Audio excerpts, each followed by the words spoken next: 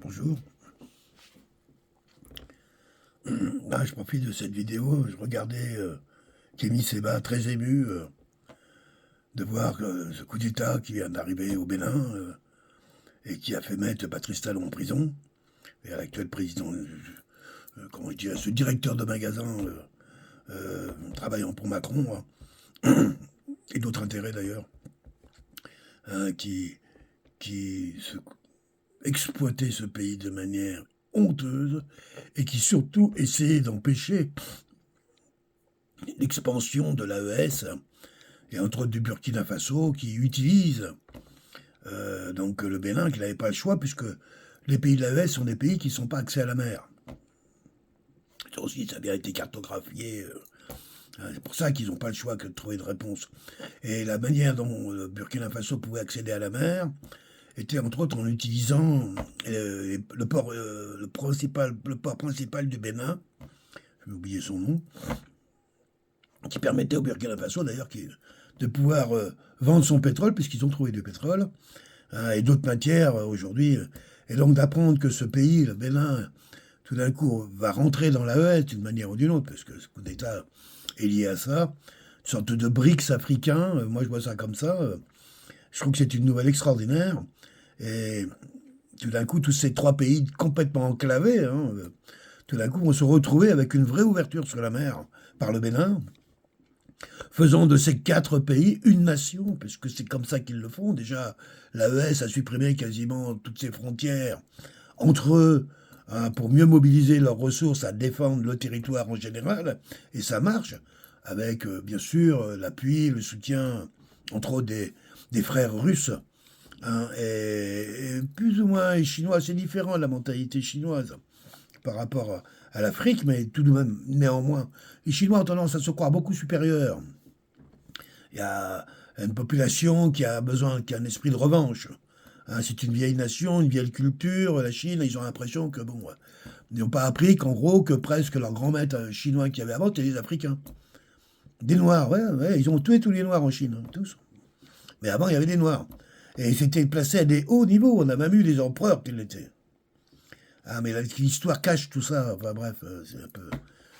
donc je ne veux pas trop... Mais les Russes, par contre, eux qui se sont fait traiter de nègres blancs pendant plus d'un siècle, qui ont souffert le martyre de la violence, en fin de compte, je dirais du sionisme international, on va le dire comme ça pour faire plus simple, et d'une certaine franc-maçonnerie aussi, qui est entre autres exploiteuse de gars comme Patrice Talon, de toute cette France-Afrique dégueulasse, qui a pu sa raison d'être et qui est maintenue à coup de violence, à coup de violence, on ne peut pas dire autre chose, d'assassinat, de meurtre, de terrorisme.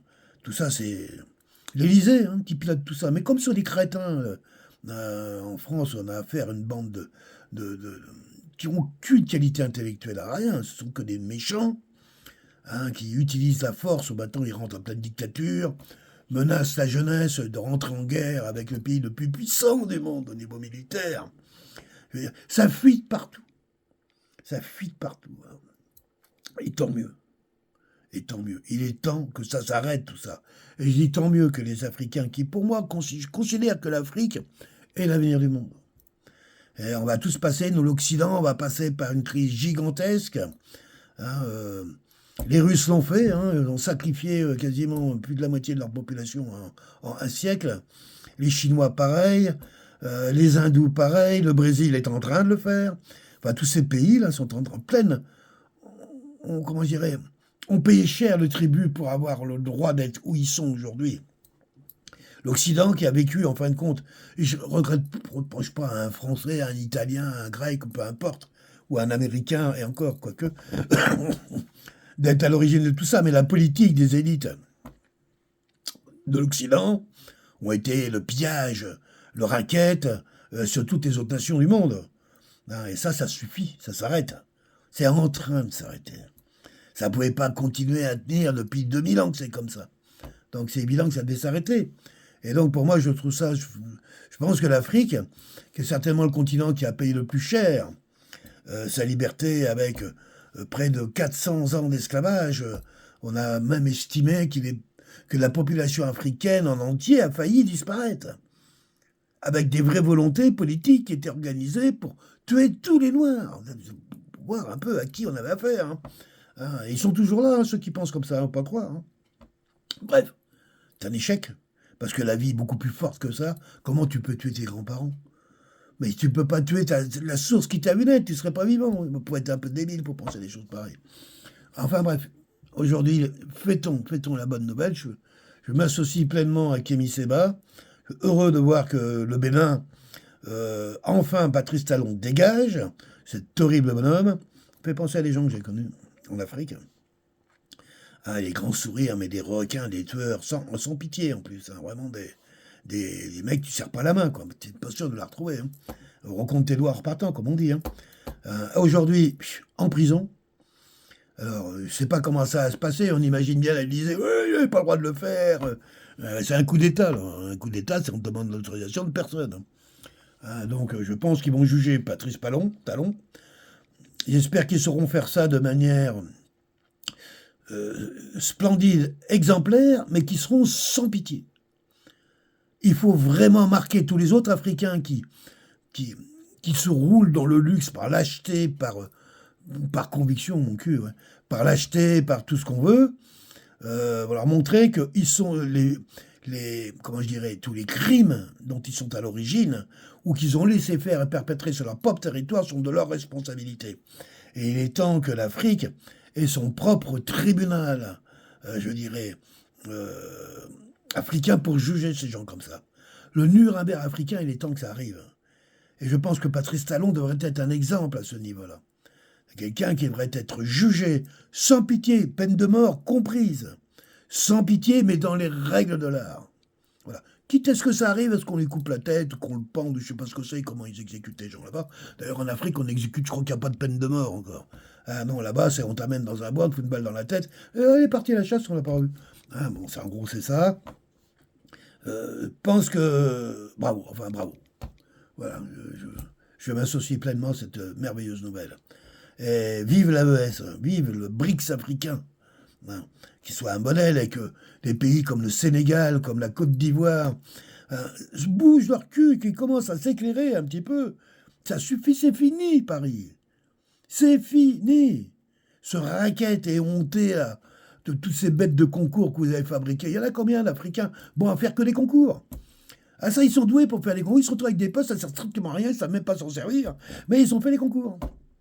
Voilà. Et on se retrouve avec des sortes de types mous, sans aucun pouvoir, sans aucune allure, à la tête de certains services, voire de présidence, sous la domination, bien sûr, des Occidentaux qui continuent à exploiter de façon éhontée les ressources naturelles de l'Afrique et sa population. Alors, vive l'AES, vive l'AES. Bravo pour le coup d'État qu'il y a au Bénin. Bravo Kémy Séba, qui sera certainement le futur président du Bénin. Il le mérite, comme Nathalie Yamb aussi mérite. Sont des gens qui sont des métis, tout comme moi. Mais ce sont eux qui sont la meilleure architecture possible pour faire le passage, je dirais, d'un monde aux grandes traditions africaines qui s'étaient perdues, avec un monde moderne tenu par des Blancs, on va dire ça en gros, hein, des Occidentaux, et le métissage ces métis comprennent mieux que d'autres comment arriver d'un côté, ils sont acceptés comme étant noirs, et donc entendus, et de l'autre côté, ils ont la qualité d'être blancs dans la culture profonde et de mieux comprendre ce qu'est un mensonge, par exemple. Pour certains, les Indiens d'Amérique, ici, ils se sont fait avoir parce que on leur a fait signer des documents qu'ils n'avaient pas respectés, qu'on n'arrive même pas à comprendre, qu'on ne puisse pas tenir la parole qui est dite. Alors, encore plus avec l'écriture, autant dire que ils étaient embrouillés de A à Z. L'Africain, pareil. Aujourd'hui, l'AES grandit, une fois de plus. Je trouve ça une nouvelle merveilleuse, que ça continue. Que l'Afrique trouve son autonomie. Elle a tout. L'Afrique a tout. Elle a les ressources naturelles, à la jeunesse pour elle, elle a une population, elle a le plus grand territoire de terre arable de la planète. 40% des terres exploitables de la planète sont africaines. C'est énorme. virer cette OUA dégueulasse qui a aucune allure, où il n'y a que des bêtes de concours là-dedans. Il est temps d'arriver à faire un OUA panafricain, un vrai. Et voilà, on va même pas l'appeler l'OUA, il faut appeler ça autrement, mais qui soit panafricain complètement. Une unité complète de l'Afrique. Du Kenya jusqu'au Cameroun, du Maroc jusqu'à l'Afrique du Sud, toute cette Afrique doit se trouver, va se trouver, au sein d'une unité panafricaine. C'est sortir des frontières de 1870 pour arriver aujourd'hui à des frontières nouvelles qui sortent du cadre des nations qui étaient fondées pour être dans la guerre et dans la... Oui, qui étaient faites pour créer de la guerre, tout simplement, et recréer des structures comme l'AES, de plusieurs nations ensemble, pour faire un seul État, diminuant en fin de compte leur charge, je dirais, administrative par 4, pour ainsi dire. Quand tu n'as plus qu'une frontière à surveiller au mieux de 4, moins de douaniers, moins de contrôle, etc., et permettre surtout aux populations de pouvoir se déplacer, parce que les voyageurs, les Africains sont des vrais voyageurs. Bravo, vive la fin de Patrice Talon, et surtout, bienvenue à l'avènement de Kémy Séba, qui mérite ce poste de président après toutes les humiliations que cet homme a pu souffrir, qu'on lui a fait subir, et qui a été quand même capable, malgré tout, d'avoir l'oreille des gens les plus intelligents de ce continent. Et Nathalie Yang, pour que j'ai beaucoup de respect, elle aussi, qui j'espère arrivera à trouver, vu qu'on vient de l'empêcher même d'aller chez elle en Suisse, au prétexte que pour aller en Suisse, elle était obligée de prendre un avion qui survolait les pays européens et qu'il lui était interdit de survoler le territoire européen. C'est du grand n'importe quoi. Voilà, on est là aujourd'hui, des fous furieux en Europe qui veulent tout détruire pour essayer de s'en sortir encore. Et de l'autre côté, voilà, une jeunesse qui arrive avec des idées saines, avec un parcours idéologique qui est sain, qui est mûr, mature. Je dis bravo, bravo, et que ça continue, parce que c'est pas fini. Le Bénin, qui c'est qui va suivre? En fin de compte, les 14 pays du CFA qui vont se retrouver indépendants, ils sont déjà une unité. Alors, qui changent de patron et qui deviennent leur propre patron, qui virent de leur structure politique tous ces gens qui n'ont rien à y faire, si ce n'est que trahir, mentir, et puis en plus, attention vos choix religieux. Posez-vous bien la question de savoir si vraiment les Africains sont musulmans. Qu'est-ce que ça veut dire? Est-ce que les Africains sont chrétiens? Qu'est-ce que ça veut dire? Et c'est temps qu'aujourd'hui l'Afrique retrouve sa propre virginité spirituelle. C'est eux qui sont à la source, à l'origine des plus grandes nations qui ont pu porter ce monde, comme entre autres, je dirais, les ascendants des Égyptiens, pas le peuple d'aujourd'hui. Tout le monde dit, ouais, les pyramides, c'est l'Égypte. Pas l'Égypte d'aujourd'hui, c'est évident que ça n'a rien à voir.